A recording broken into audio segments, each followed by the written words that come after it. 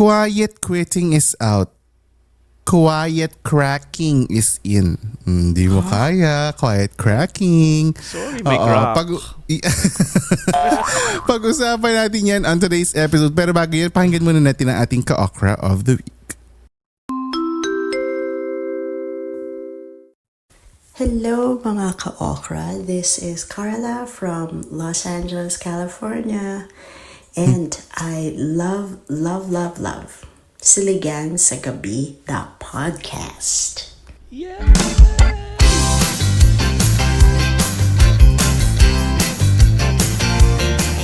Click the follow button and the notification bell para updated ka pag may bago tayong upload. Hello ka-okras all over the world! Welcome to episode 247 of Siligang sa Gabi, the podcast. Ako po ang inyong Jed Sari na si Jed na comfortable na naman sa aking sofa. Pinihit ko ang buong lamesa ko ngayon para talaga namang kuhang-kuha na ang gulo natin dito. Yes. Parang kahel na langit, Jed Parang kahel parang na langit. pampamaki na tayo dito, di ba? Ang ganda, pa-sunshine.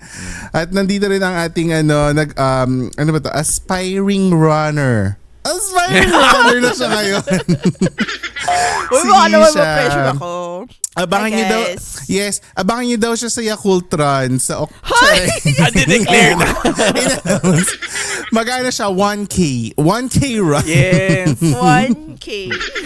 1K lang si Isha muna. Kasi syempre first niya yon run yun if ever. So hi Ish, ating Eat Girl. Hello. At syempre ang ating master storyteller na fresh from Santolan Station.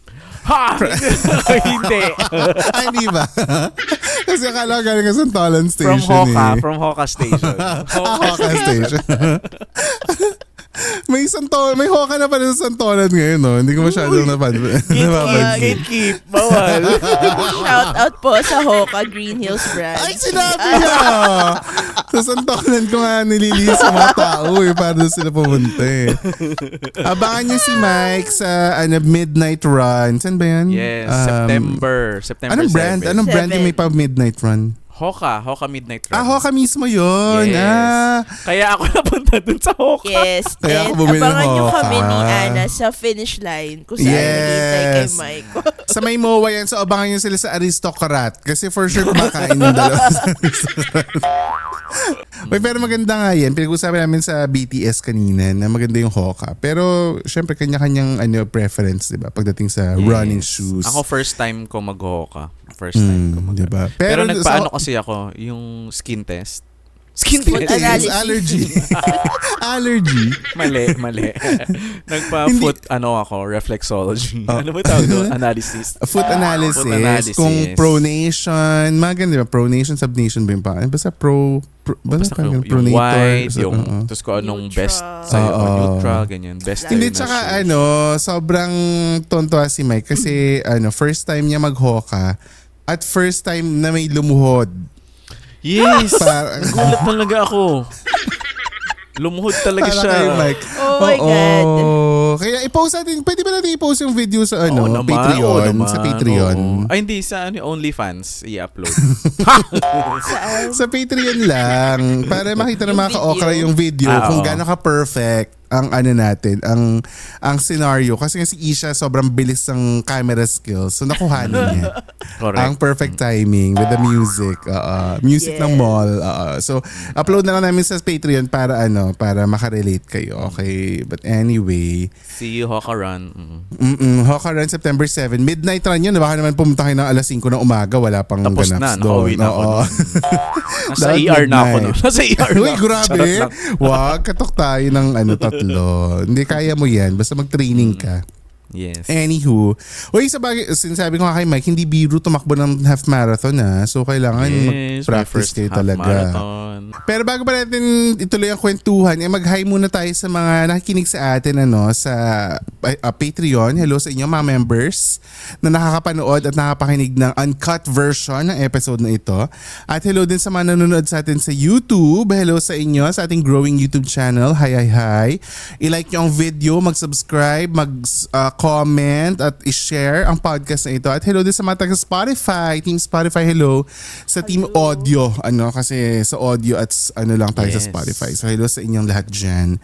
At reminder lang, keep this podcast going by supporting us. Pwede nyo kaming masupport by being a member on patreon.com/siligangsagabi or just keep on sharing and streaming our episodes Siligang Express on Mondays 10 p.m. to 10 a.m. and Siligang sa Gabi main episode every Wednesday 12 noon wherever you get your podcasts. Okay? Correct. So, tuloy-tuloy ang pakikinig at pagsuporta sa Siligang para tuloy-tuloy din ang saya natin dito, di ba? Simulan na natin ang ating discussion. Alam mo, dati kasi, isa sa mga, feeling ko if I'm not mistaken, isa sa mga most streamed episodes natin yung quiet quitting na topic before. Okay. Kasi nga marami nakarelate na mga mga millennials and Gen Z. Ngayon may mga nakita na naman akong bagong phenomenon.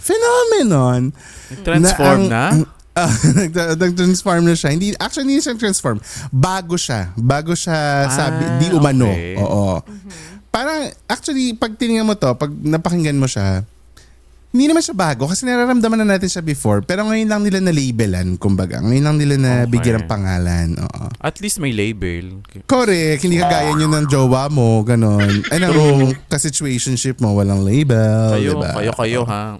Ito, according to Forbes.com, yung quiet cracking daw is when workers still show up, as in nagtatrabaho sila as normal. Nagagawa nila yung trabaho nila but they struggle in silence while they do it. Oh no. Oo. So yan yung mas may mental toll siya na parang perform ako, kaya ko. Kasi diba naalala niyo yung quiet quitting, parang bare minimum. So parang papasok lang ako kung ano lang yung kaya kong gawin, kung ano lang yung required sa akin yun yung gagawin ko. Yeah. Itong si quiet cracking, nagpo-perform pa rin siya, may attempt to perform well, pero deep inside he is cracking or she is falling apart. Yun ang quiet cracking. Oh. Diba? Hindi mo kaya, may mapaganon na sila ngayon. Diba? So, quiet cracking ng shell. Na shell. So sabi nila, may mga ilang observances kung bakit daw ito nangyayari. May mga employees kasi na feeling nila stuck sila dun sa work nila. So as in, stuck in a parang feeling na hindi sila makaalis. Gusto nila mag-resign or gusto nila lumipat ng work pero hindi nagpo-progress. Hindi sila makaalis. So wala silang choice kundi magstay. And dun sa pagstay nila, dun na nila nafe-feel na repetitive yung work, routine, ganyan. Tapos parang feeling nila hindi sila na-appreciate, yung mga ganyan. So maraming mamaya may discussion tayo on the signs na feeling mo na sa quiet cracking phase ka. So abangan niyo yan nasa second half ng episode. Pero yun yung definition nila. So ang problema rin kasi lately, 'di ba, yung economy ng buong mundo hindi maganda, 'di ba? Lahat naman ng countries. It's cracking. The economy is cracking. Struggling din talaga sa pagbawi from the pandemic, 'di ba? Parang alam mo 'yun, parang lahat nasa recession, ganyan. So ang hirap mahumanap ng trabaho kasi the job market is kind of shitty, 'di ba? Parang hindi ka makalipat-lipat. Samantalang dati prior pandemic, tayo na parang, 'di ba yung advice natin? Lumipat-lipat kayo ng work para umaakyat yung sweldo nyo. Parang ganun yung advice natin. Kaya yung mga bagong millennials or mga bagong Gen Z, hindi na sila tumatagal kasi nga nagpapa-increase sila ng value. Yes. Ngayon, hindi na daw ganun yung scenario, sabi ng mga experts. Sabi nila, hindi na rin mabigay ng mga companies yung mga gusto ng mga mga asking, kumbaga, ng mga lumilipat-lipat. Is this global or sa Philippines lang? Global. So itong sa Forbes.com, particularly yung in-interview nila na resource person from the US. Tapos meron din from UK sa ibang publications kasi ang dami kong binasa ng mga websites about it. So parang yun yung sinasabi nila na parang global thing siya. Lalo na sa mga corporate world. Tapos may mga lumabas din na article sa Philippine Star. Tapos sa Philippine Star, meron talaga mga Filipino mga in-interview ng mga Pinoy corporate peeps na hindi yung feeling nila na talagang hindi sila ma-promote kasi nga ang hirap ng business, ang hirap ng buhay. Tapos hindi rin sila makagalaw kasi yun nga, hindi nagpa-progress yung mga applications nila. So hindi sila makalipat, parang ganyan. So stuck sila where they are. O sinasabi lang ng mga experts, kailangan daw alam ng employees at alam ng employers yung quiet cracking kasi nga may effect siya sa overall productivity ng team. And pag hindi productive yung team, mas babawas yung potential na maipasok na business, 'di ba, sa kumpanya niyo. So yun yung sinasabi nila. Kaya ito ang question natin, meron ba kayong phase in your career na feeling nyo, ay, quiet cracking siguro yung nangyari sa akin nun? Nung dati nasa events pa ako, Okay. Kasi love ko naman yung ginagawa ko sa sports, yes. UAAP, pumapasok ko ng Saturday, Sunday. Oo. It's not an issue. Hindi ako, yung offset, di naman ako hindi pa uso offset dun eh. Hindi ko alam bakit. Kasi para may context, yung mga employees kasi sa atin sa ABS, pag pumasok ka ng weekends, parang pwede mo siyang i-offset to a weekday, di ba? Para mabawi yung weekend mo. So, ikaw hindi mo ginagawa. So, talagang 7-day work week. Taray. At some point, parang dumating na parang feeling ko hindi ako appreciated. Kaya ako lumipat na sa sales. Kasi names.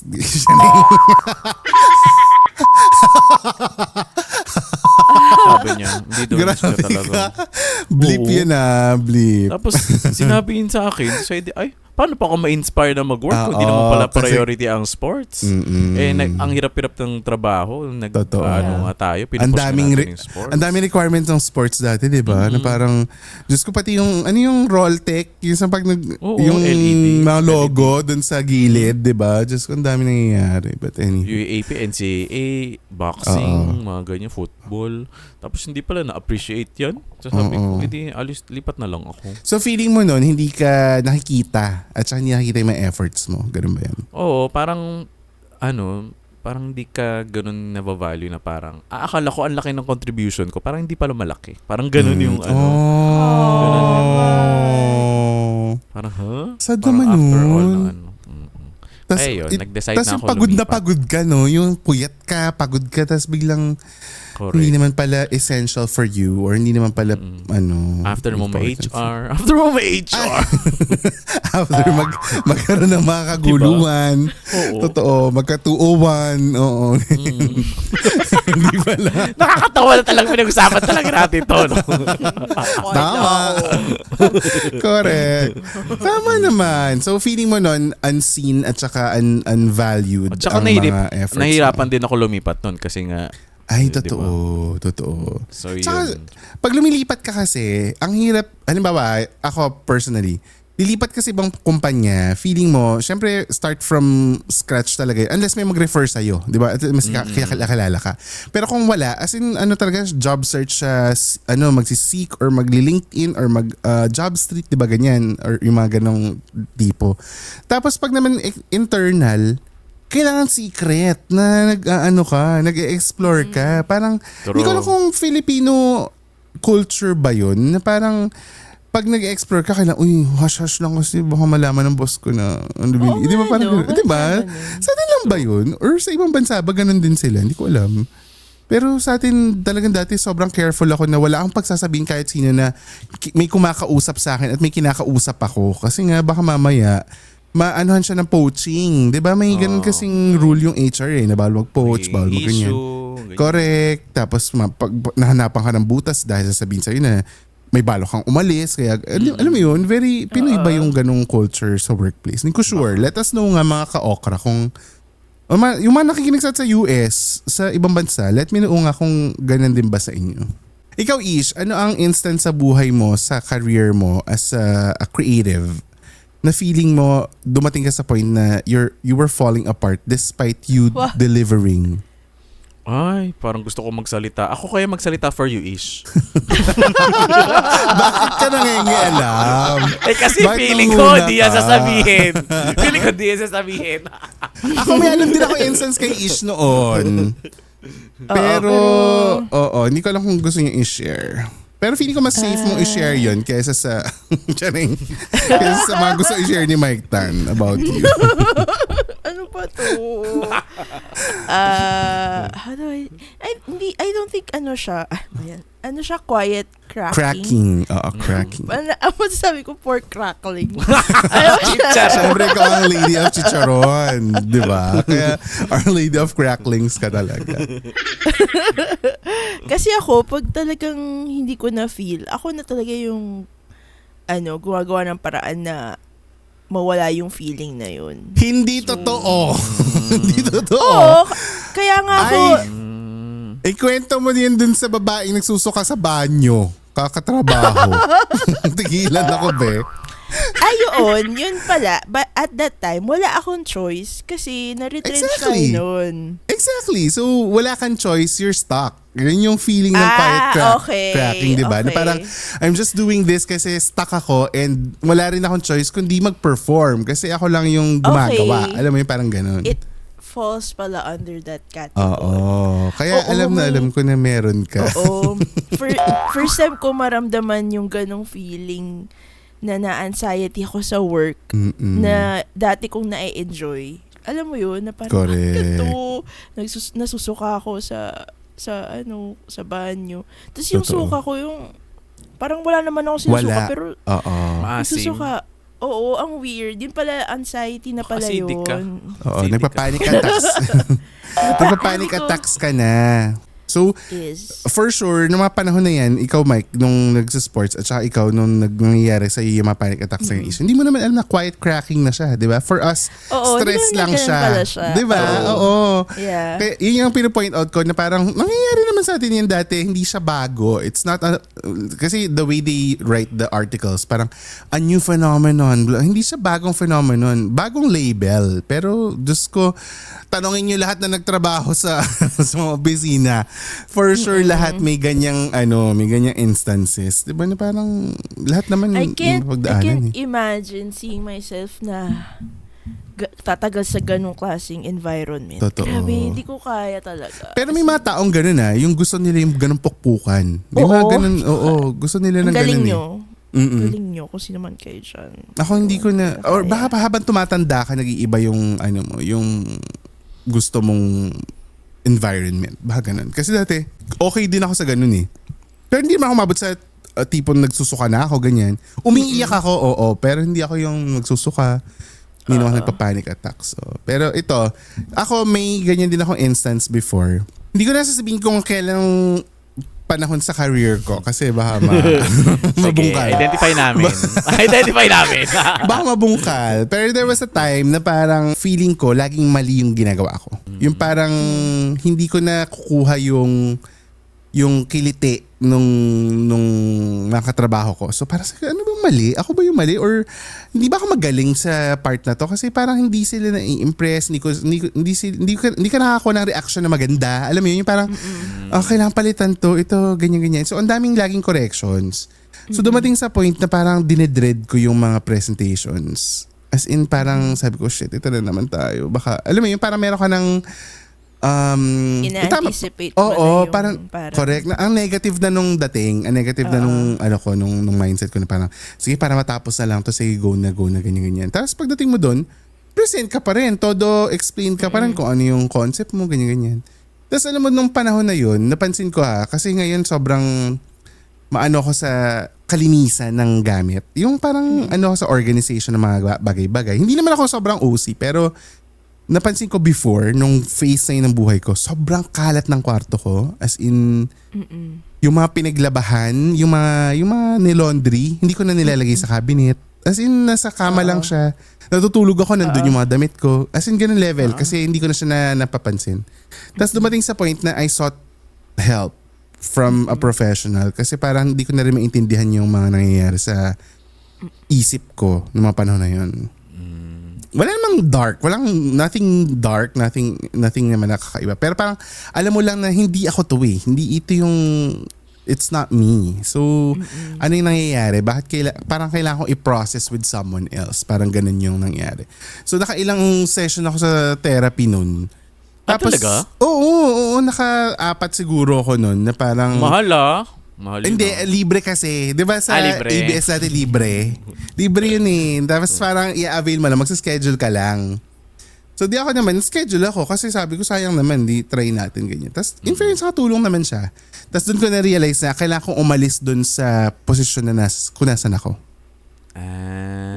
Okay. Kasi yun yung secret. Parang sabi nila, may nakita ko sa TikTok ng isang araw, parang sabi niya, what you don't change, you accept. Diba? So parang kung ano yung ayaw mo, kung ano yung hindi mo binabago, you're just accepting it. So kung halimbawa ikaw stuck ka ngayon at feeling mo stuck ka na forever at wala kang ginagawa at hindi mo binabago, hindi talaga siya magbabago, diba? Kung wala kang gagawin. Parang so it's you deserve like what you tolerate. Exactly, diba? So if binabaha tayo lately, yun True. talaga ang, kasi we tolerate it, diba? Correct. So we deserve it. Magtiis pa rin tayo. Resilience. Manahimik pa rin. Resilience. Ngiti-ngiti lang kahit lubog na hanggang leeg, 'di ba? Ganun yung lagi mga traits ng Pinoy pero hindi nila alam ginagamit nila against us. Diba? Hindi Hindi kaya magtrabaho. Para diba? makapag-travel pa yung mga Disney princess natin. Correct. Yung mga nepo babies natin na isa-isa nang nagko-close sa mga Instagram. Yes. Yes, at nagde-delete na ng Correct, YouTube mga account. post. Ang ganda ang ganda sinasabi sa online na parang make corruption shameful again. 'Di ba? Yung parang Correct. Yeah. 'di ba? Ipahiya tinatanggap nyo lang na. natin Correct. Binubuli na lang din naman nila yung mga walang ginagawa dati. Di ay bully. Gamitin na natin yung bullying sa mga dapat i-bully talaga. 'Di ba? Correct. So, Yeah. dose of their own medicines. Sa buong lifetime mo, hindi magiging maginawing buhay mo. Tapos sila, binibigyan Isang mo ng kain, tax. 30,000, 50,000. Yung totoo. 'Di ba? Diba? Parang Grabe. so, ganon. So, what you don't change, you accept.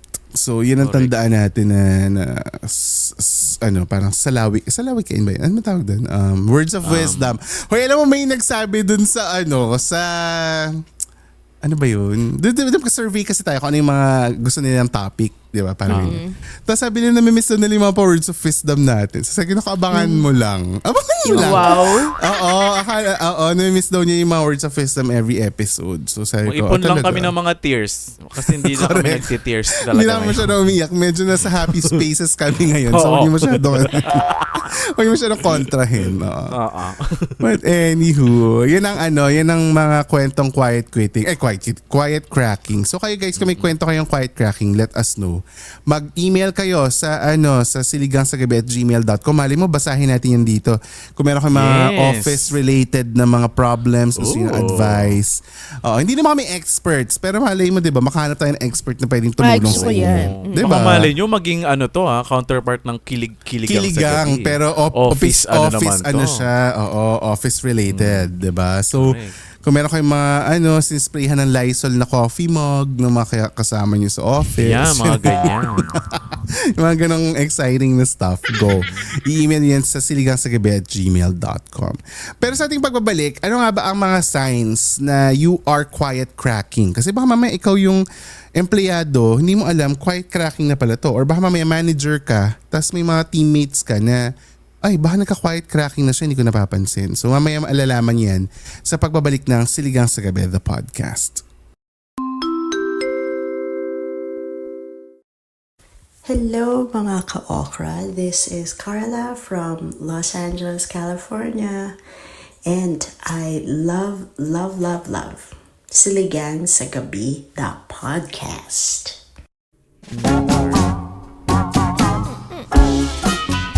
Break time muna sa usapang quiet cracking. Time for our member, shout out! Yes. Hello to our sa certified Ka-Okra Pro and Pro Max. Alam mo, parang person Sorry. yung lagi mag-bushara route dito. Kasi parang first time kung ako yung una. Hindi mo first time best. Hello to our Go. certified Ka-Okra Pro and Pro Max members on patreon.com/siligang sa gabi. Go Isha, ikaw na. Hello sa inyo. Audrey, Che, Mimosa, Michelle D, Joseph, Glide, JC, Joanne, Insect Bites, Hazel, Milin, Corinthia, Yes. CS, Famers, Sarah, Raibara. Tama? Ribera. Raibera, Motherlay. Uy, si Mother ay ano na siya? Ano yun? Annual Talaga? I love it. Yes. Thanks, Mother. Mother Light, Jonathan. Na-proceed ba yung annual? Oo, parang pinroceed ko eh. Ate mo ako Ikaw pala nagpasok. Hindi, nagpa-help kasi siya nun. Mother Light, Jonathan, Mosh, Aki, Lulu, Chino, Trisha, Nurse Camille, Pris, and Dar. Hi guys! Hello din sa inyo, Marlene, Faye, Rara Ram, Zyren, Vida, Margaret, Jeremy, Limin Huko, Lemon, Jermaine, Saitel, Nix, Marinil, Jean, Manags, RJ, JP, Christian J, Mama Batumbahal na ni Rio, Moana, Primrose, Maida, Chloe, Donna, Joy, J, Cassandra, Marky Oren, at kay Aid. Hi guys! Ayan, hello din kay Jan, Kat, Sheena, Jimiel, Welmer, Jennifer Saula, Mads, Franklin, Adi, Zarina, Gio, Aiko, Moy, Kings, Vernice, Norly, Jennifer Mablack, Mamawi, Tita Cecil, Belching, Sheila, Nina, Carla Manso, at kay Hindi Dave. kinaya. Hindi talaga kaya. Thank you to all our members dahil sa inyo. May utang pa rin kaming mga live recording. So abangan niyo na. Oo. Sa Christmas. Tuwing end of the month dapat yan. Pero babawi kami, promise. Oo. At dahil din sa inyo nakakatulong tayo sa ating chosen organization dahil part of your subscription ay sinishare natin sa kanila. And for the month of September, napili natin ang Ka-Okra nominated na organization na Grace to be Born.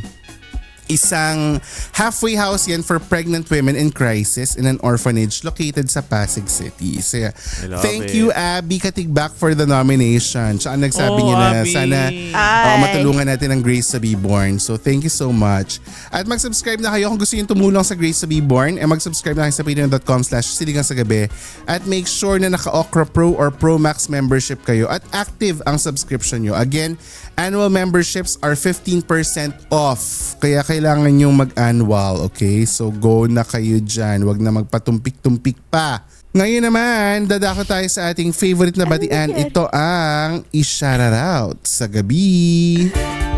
Nagulat ako kay Mike. Nagpupunas ng Yes. camera.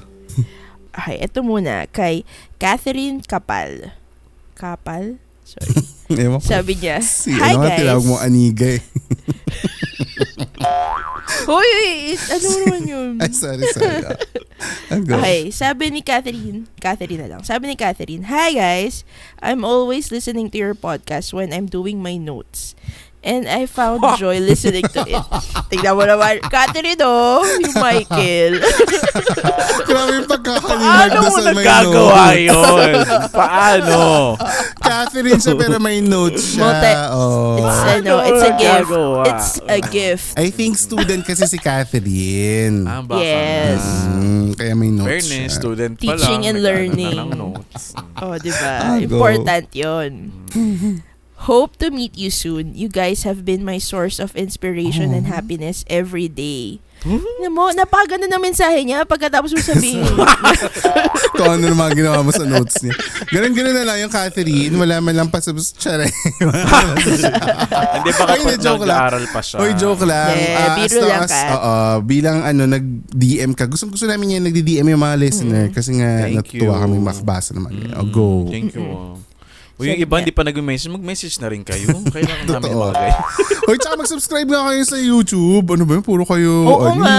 puro kayo kinig, Gusto ko puro kayo tawa. maka-experience, makakuha nung, yung plaque Yung badge. Ay, yung Badge yung, ba yun? hindi, Ano ba yun? yung silver play button.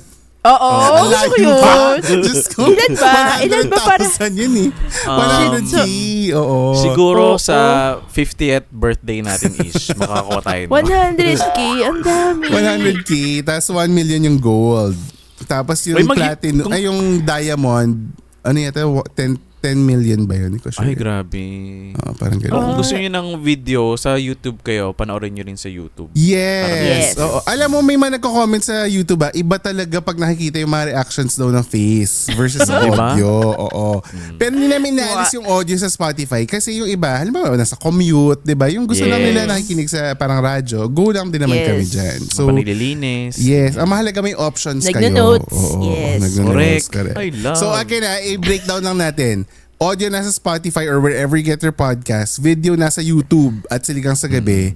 Ang uncut episodes nasa Patreon lang. So again, magkaiba yung tatlong yun. So go. Yes. Uncut video yun Video siya. Video na uncut. Yes. Uncut. You'll see the uncut talaga. Go.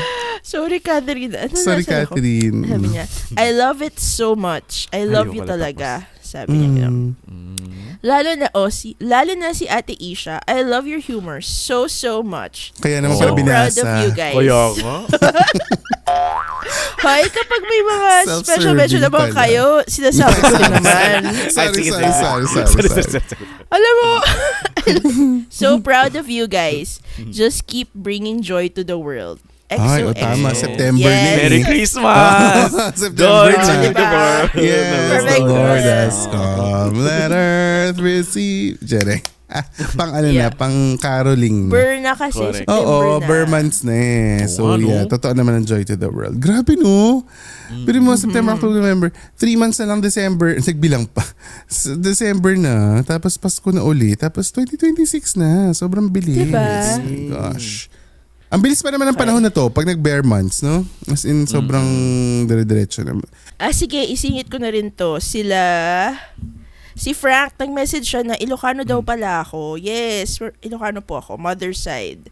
Sa ang Ilocos, sa Batac, Ilocos Norte. Nako, mag-chat na lang kayong dalawa, mag-DM na lang kayo. And Huwag mo kami then, dinadamay sa si pag-uusap. Manzo. Charot Nag-comment. lang, Frank. Teka, comment si Sige Manzo. lang. Go. Sabi niya, grabe, walking and listening sa new episode.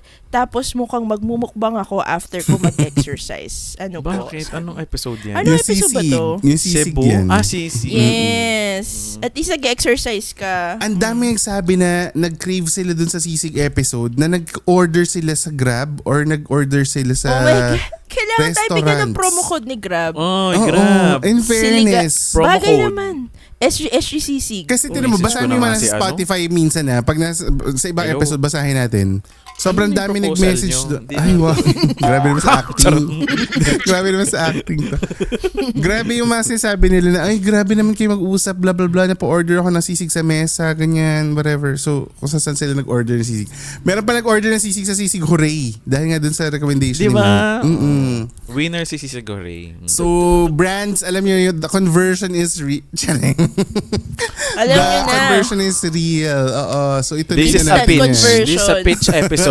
So, Correct. as you can see, we Oo. have 1 million followers. So, Grabe 1 million. I wish. Hoy, I wish. Baka napapansin na nila, hindi na tayo nag-aano na million downloads. Kasi na-hit na natin, nakita ko sa Spotify, 1.3 million na pala tayo. Kaya tinigil ko na yung spill ko na yun. Tapos, di ba hindi naman tayo masyadong nag-social media lately. So, di ko rin na-announce Oo. na lumagpas na tayo ng 1 million.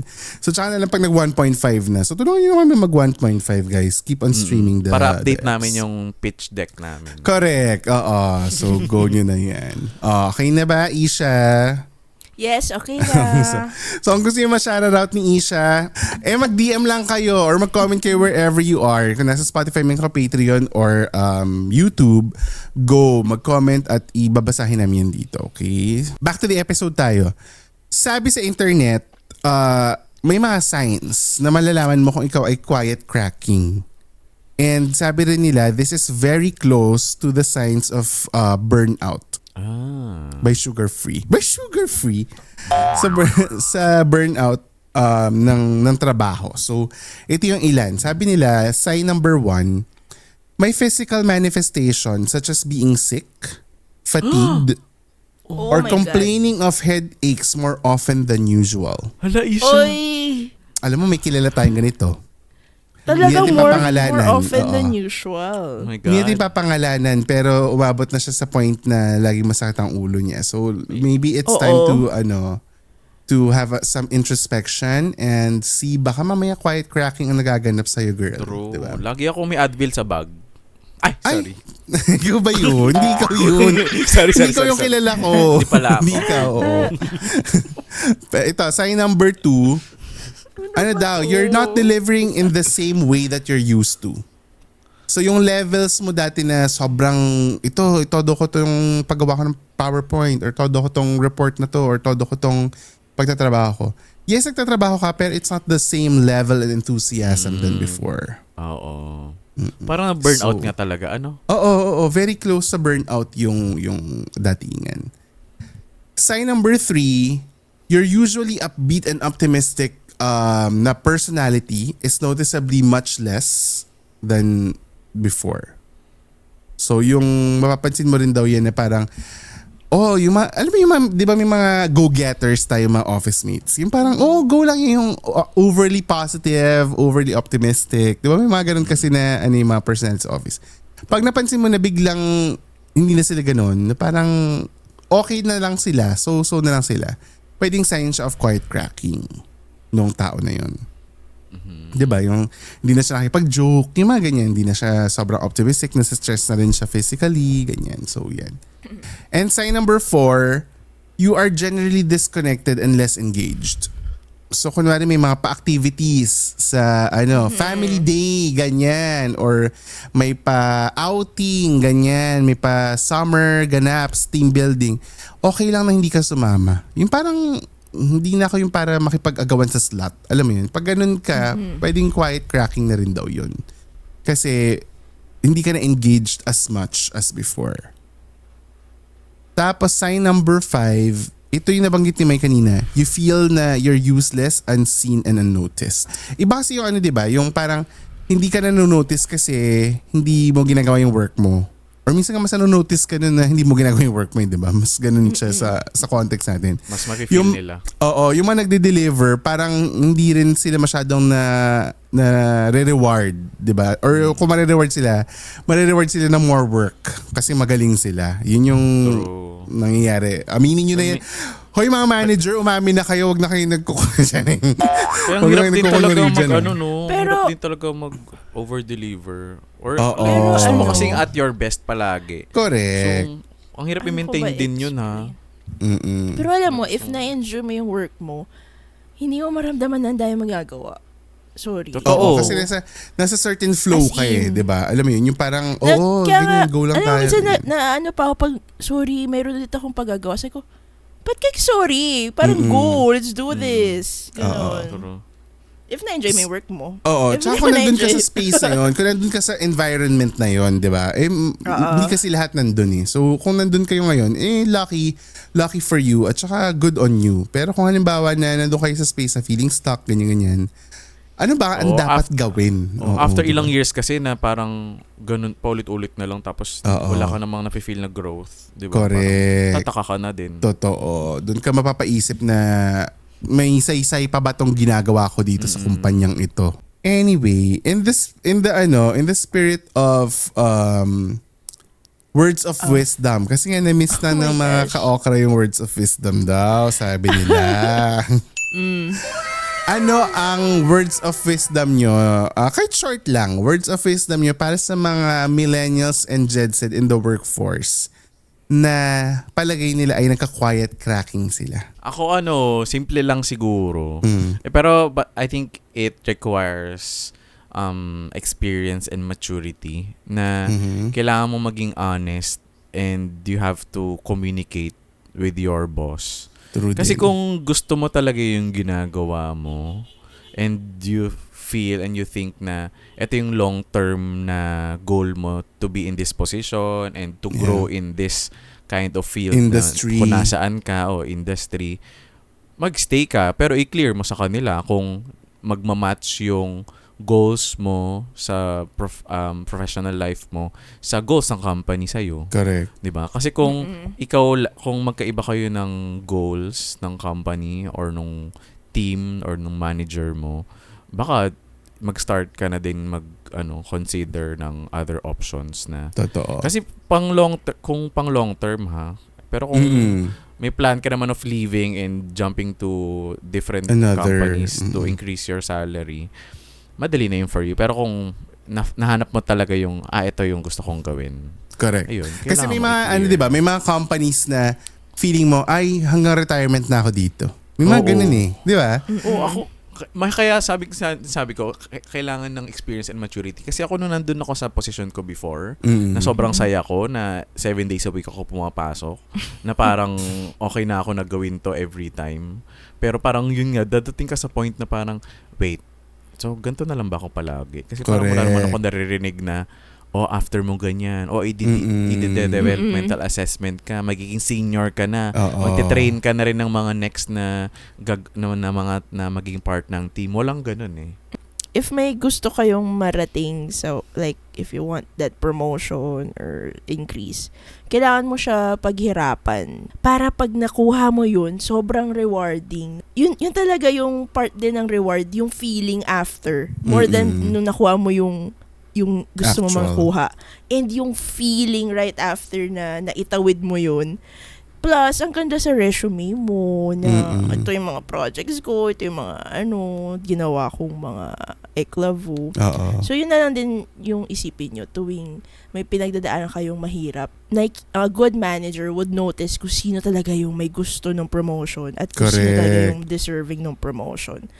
Na hindi porket mas sikat to, yun yung mapopromote.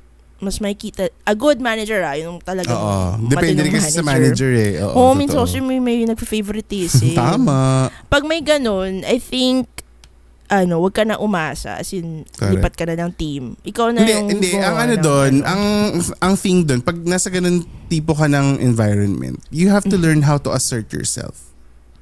Alam mo yung parang kasi sabi nga nila parang walang magbebenta sa sarili mo kundi ikaw din. Ikaw lang, Oo, totoo yun. So, if meron kang gustong sabihin sa kanila, may gusto kang feeling, yung sinasabi ni Isha, hindi mo deserve to, or mas may feeling mo mas malaki dapat yung deserve mo, ibenta mo yung case mo, i-pitch mo yung sarili mo. Yes, kasi kung di ka naniniwala sa sarili mo, walang ibang magbebenta sa'yo. Diba? Yun yung... Correct. Totoo yan, Ish. Tama yan. Hindi ba sabi nga nila, don't look for... a good company, look for a good boss. Yes, look for a good boss. Totoo yan. Tsaka they leave not because of the job, they leave because of the boss. Yun ang sinasabi ng mga utaw lately. So if may maraming wag pala. Grabe ang pagsisensor nyo live censorship Ako ang words of wisdom ko siguro never settle. Yes, kasi again, fighter. Oo, never settle. Kasi alam mo yung isang powerful na narinig ko lately, dapat daw ang thinking natin is we deserve the best. And we can do it. Correct. So, talaga, parang ang naglilimit lang sa atin, sa sarili natin ay ang sarili lang din natin. So if we believe that our potential is much higher, na kaya natin ma-achieve ang mga bagay-bagay na gusto natin in life, if you can see it na kung na-visualize mo siya, kaya mo siyang kunin. Yun daw yun. So dapat we believe na we deserve better, we deserve like hindi lang sa work sa government, sa love, sa relationship, sa family, sa sarili mo, sa self-love. Kung feeling mo hindi ka nag-grow sa isang area, again, hindi tayo puno para mabulok lang kung nasan tayo. Pwede tayong lumipat. Yun laging sinasabi ko sa mga friends ko na hirap umalis. Sinasabi ko, guys, hindi tayo puno. Diba? Hindi tayo puno. That's the beauty para of it. Para saan ang salary increase? Kung most of it is going to the... At saka kung na yung sarili mong mental health, diba? Again, loosely nagagamit yung term na mental health lately. Pero kung nagsasuffer ka na talaga because of the job, bakit pa? Parang hindi worth it. So, again, never settle for things na hindi mo gusto. Kasi nga, what you don't change, you accept. So, sama na kami sa wow o pinagbigyan namin kay this, grabe na naman ang i-edit out ko. Grabe na naman i-edit out. So, kung kayo ay may iba pang opinion, i-share niyo yan kung kayo dito sa YouTube, sa Facebook, or sa Patreon, or sa Spotify. So, mag-comment lang kayo dyan. Let us know how you feel about quiet cracking. Ang saya ng iba pang mga kwentuhan sa uncut version ng episode ito kung saan na-reveal ang mga bagay na nagpapasaya sa amin. Lalo na yung nagpapasaya kay Mike na mamink-mink daw. Mamink-mink.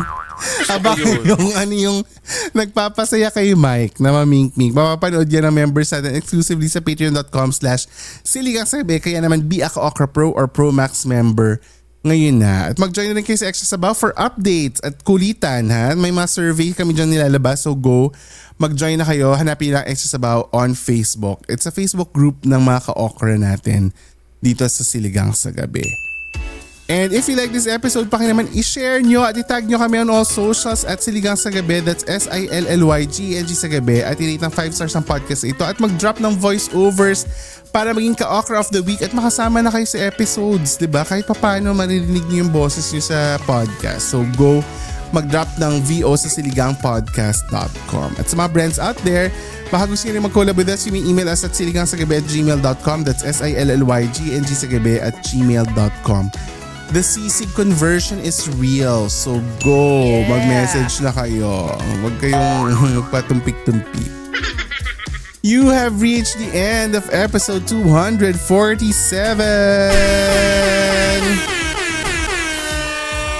Thank you so much for listening and we will talk to you again next week sa pinakabagong episode ng Siligang sa Gabi, the podcast. Bye guys! Bye guys! Ingat sa mga nababaha ngayon. Yes.